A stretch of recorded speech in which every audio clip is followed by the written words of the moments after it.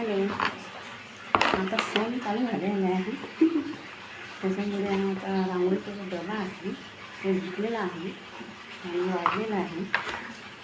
आणि या डब्याला आहे ना थोडंसं क्रॅक गेलेलं आहे. थोडं काहीतरी जुगाड नंतर त्याचा पण आता हा कोरडा झालेला आहे. तरी मी एका फडक्याने पुसून गेले कपड्याने चांगला कोरडा झालेला आहे पूर्ण डबा बघू शकता. म्हणजे आता सण चालू झाले तर मला रांगोळीच्या डब्यामध्ये रंग भरायचे. आतापर्यंत जी रांगोळी आहे ती पांढरी काढत होते मी आणि हळदी कुंकू टाकत होते. पण मग घरात रंग होते ते ठेवलेले मागच्या वर्षीचे काही थोडेफार मला आणले होते मी ते रंग आता मी तुम्हाला दाखवते आणि या डब्याने पूर्ण रंग होते. असे सर्व रंग आहे माझ्याकडे रांगोळीचे. आता रंगसंगतीनुसार त्याचे किती आहे 1 2 3 4 5 6 आहे. त्याच्याने फक्त 7 रंग बसणार आहे. पांढरी रांगोळी त्याच्यात भरत नाही. पांढरी रांगोळीसाठी मी वेगळी केलेलं आहे, एक वाटी केलेली आहे त्याच्यामध्ये पांढरी रांगोळी असते. त्याच्यात फक्त कलर राहणार आहे. आता याच्यात मला कोणते कलर रंगसंगतीनुसार भरायचे आहे. म्हणजे एकच कलर दोन ना हवं म्हणून मी आता एक गुलाबी रंग, हिरवा लागेलच, पोपटी लागेल मला झाडं फुलं वगैरे काढले तर. हा हिरवा डार्क आहे, तेली कलर आहे, तो पण लागणारच मला. आणि हा एक केशरी रंग घेतो, भगवा शिवराजांचा आपला जय शिवाजी जय मराठी. एक ब्लू कलर पण घेऊन घेतो. हा हे ब्लू कलर एक फुलांमध्ये मधामध्ये फुलं वगैरे आहे त्याच्यासाठी भरायला.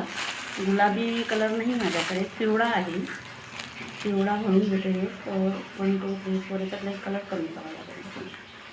हा डार्क आहे माझ्याकडे.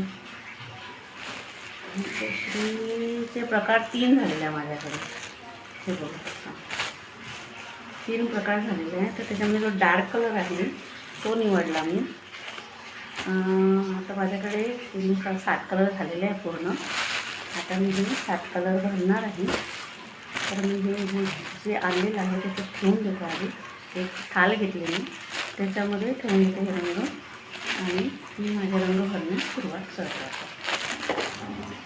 या डब्याला जवळजवळ झाले असतील 20 वर्ष झाले या डब्याला, पण अजूनही खराब झालेला नाही आहे. फक्त थोडा क्रॅक गेलेला आहे तर थोडंफार चालून जाते. म्हणजे रंग नाही पडत बाहेर त्याच्यातून, रांगोळी इकडच्या तिकडे होत नाही.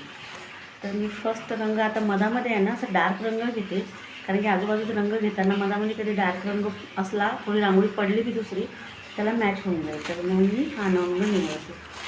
पर्पल कलर आहे हा,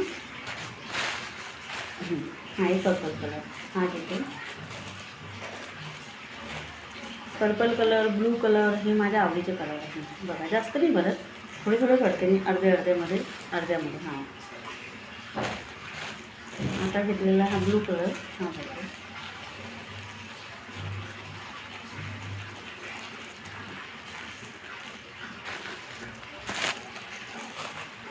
ब्लू कलरच्या बाजूला गुलाबी कलर नाही ठेवत, कारण त्या गुलाबी कलरमध्ये जर तो कलर पडला तर या कलरचा जो रंग आहे तो थोडासा वेगळा होऊन जाईल.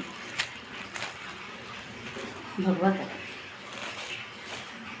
भगव्याची मी खूप फॅन आहे, पण तो कलर माझ्यावर सूट होत नाही म्हणून मी जास्त साड्या वगैरे काही ते त्या रंगाच्या घेत नाही. पिवळा कलर घेते. पिवळा कलर वगैरे आता नॉर्मल कलर. गुलाबी कलर आहे माझ्याकडे, पण रेड कलर जो आहे तो संपलेला आहे, तो आणावा लागेल मला. हा घेतला आपण पिवळा कलर. आता जास्त कलर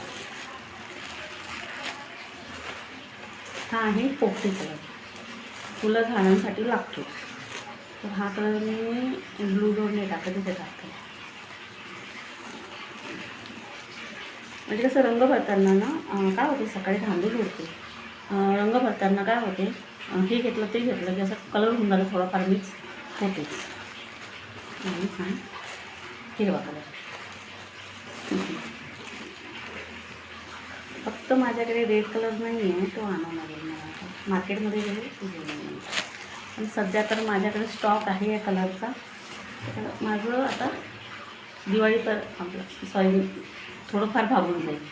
तर हे बघा मी आता असे कलर घेतलेले आहेत. बघू शकता असे कलर घेतले मी पूर्ण. हा आहे केशरी, पिवळा,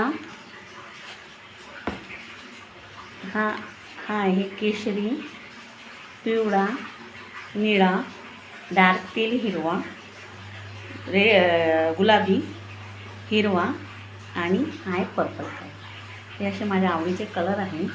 हे मी आता रोज रांगोळीमध्ये भरणार आणि रांगोळी सुरेख काढणार.